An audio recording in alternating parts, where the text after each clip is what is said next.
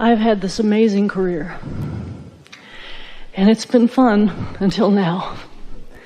It's time for me to retire. I'm not appreciated anymore, but I'm scared of the future.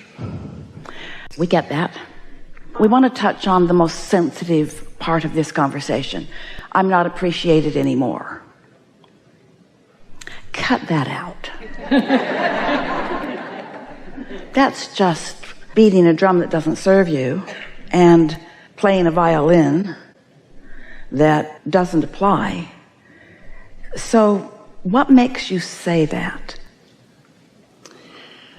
Do you believe that you are an expanding being? Yes.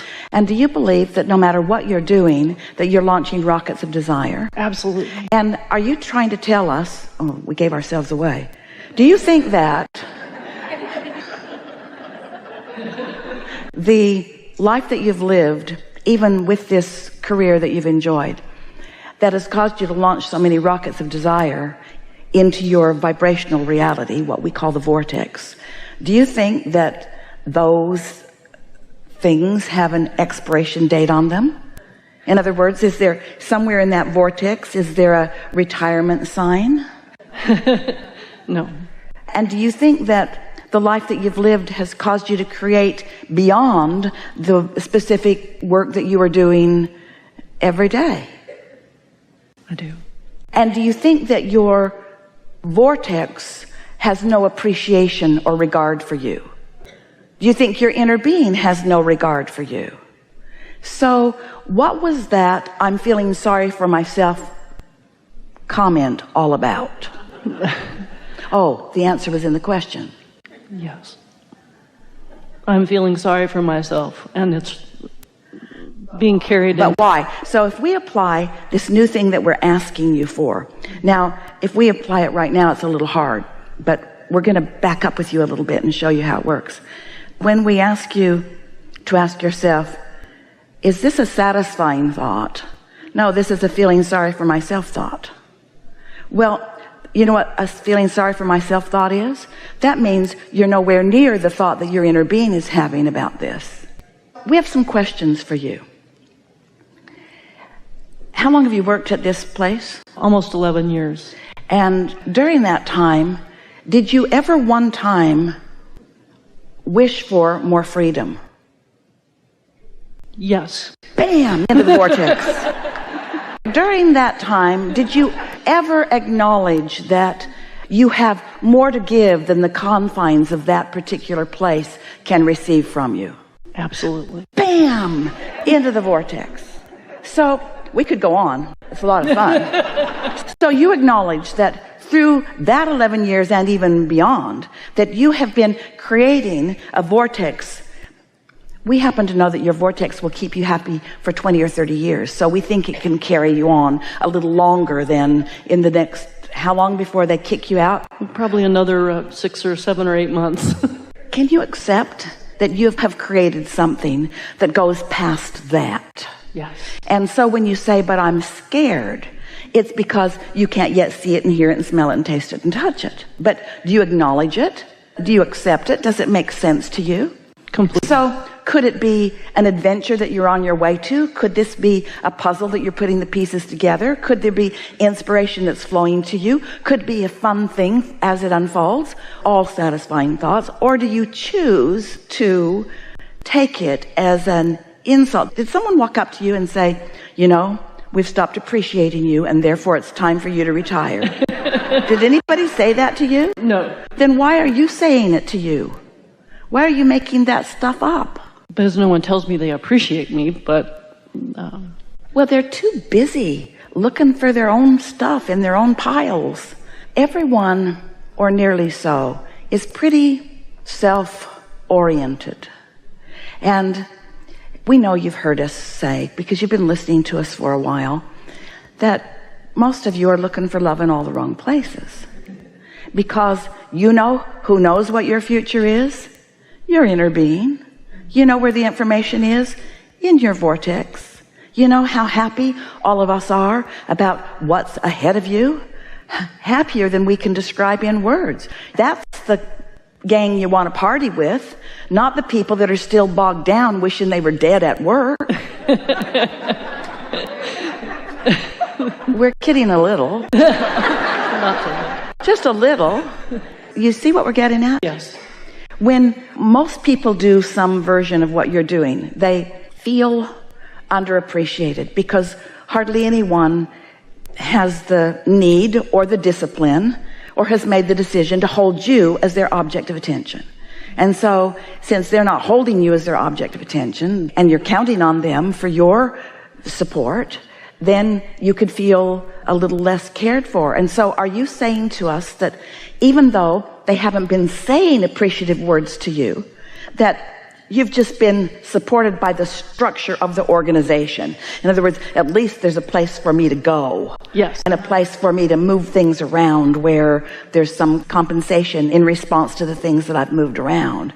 But can you feel how paltry and minuscule and mediocre that is in relationship with all of the power of your vortex, all the love of your vortex, all the knowing of your vortex? You've got something so much brighter, so much better, so much more rewarding, something so much more satisfying. And you know, almost everybody's running around wanting to be appreciated. I need you to appreciate me. And you know what the secret to living happily ever after is? For you to be the appreciator. For you to find the object of attention to which you can flow the energy of source, who is in the appreciation mode all the time, funneled right through you to something. That's what opens you up. That's what rings your bells. But if you're trying to appreciate yourself or trying to get somebody else to appreciate you, that's the hardest of all, you see. It really is the greatest flawed premise that humans have been enduring for all of humandom. Which brings us to the most important part of the seminar. So we've been talking to all of you about how law of attraction abounds and how you put things into the vortex. And then we wrote a couple of books really wanting to encourage you to get into the vortex, find the vibrational frequency of the vortex and get in there. And you understood it conceptually, but you would say, how do I get in? Where's the door? Why won't the door open? So then we began saying to you, you know, it's not a real door. You do know that. And it's a vibrational frequency, and you're a vibrational frequency. And so if you are somewhere in the vicinity of the vibrational frequency of the vortex, then you can be the receiver of what is known by your inner being who is in your vortex. Impulses and ideas, just an impulse to go somewhere or to be at a certain place. These impulses are just really wonderful the way they flow to you, but you've got to be in the receiving mode in order for that to happen. So most people run around not in the receiving mode, which is also a feeling of satisfaction. They run around not in the receiving mode, and yet they are receiving something. Now here's what we mean by this. When you are focused in a way that you feel good, that means you don't have resistance in your vibration. When you don't have resistance, then your vibration rises.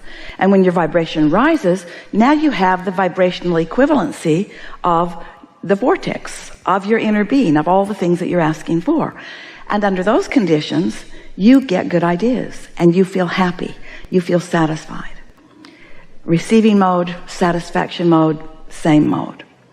So we want to call that under the influence. Esther's going to create some dash cards for you. She thought about bumper stickers, but she didn't think it was good for you to run around town with a bumper sticker that said under the influence.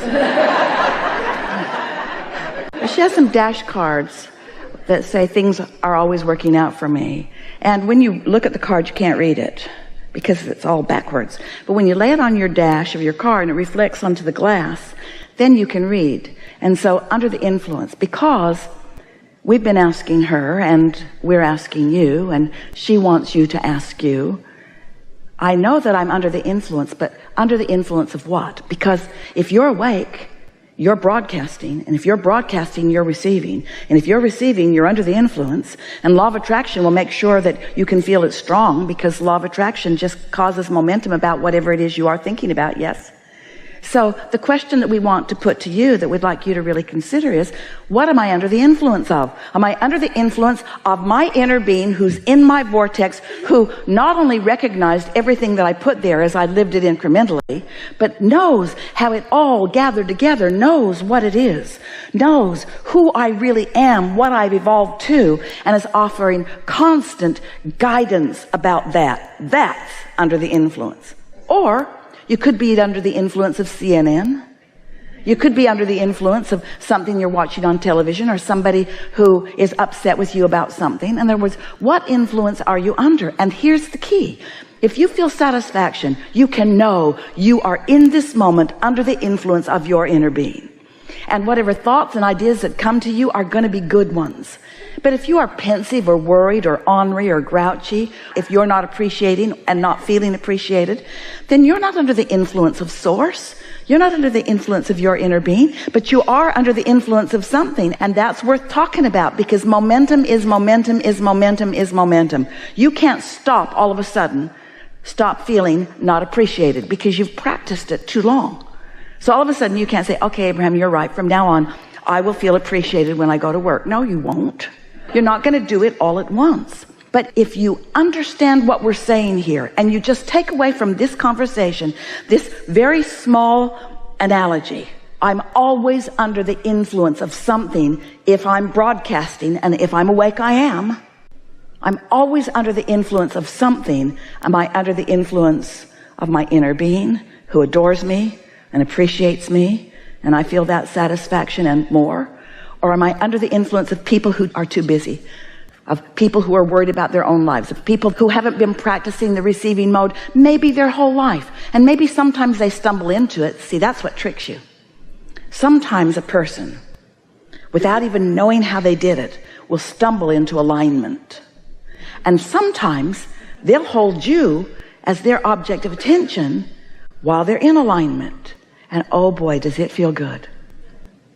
And then you get dependent on something that isn't stable, because they're going to go home and have a fight with their mate, or they're going to try to wrestle their kids to the ground who won't listen to them, or they'll try to gather more money when they don't have enough. You don't know what's going on in people's lives. You don't know what influence that they're under. And to count on them to be your sustenance, your refreshment, we don't recommend that. So over time, we've offered lots of processes to help you lean more in the direction of the receiving mode. We've talked about upstream and downstream, and we've talked about pivoting. In other words, if you've been listening, we've been endless in our great ideas of things that you could do to feel more like that. And these days, what we are really recommending is that you take time in every day just to quiet your mind, because when you meditate and quiet your mind, when you stop thought, you stop resistant thought, and when you stop resistant thought, your vibration rises, and when your vibration rises, you're in the receiving mode. And if you do that on a regular basis, 15 or 20 minutes every day, you've got it covered. You'll hear your inner being, because you know your inner being never stops being aware of you, not for one moment. And if you ever feel lonely, you're not looking. You're missing something that's there. It's like you've tuned your own radio dial right out of the frequency of this strong signal that is always there.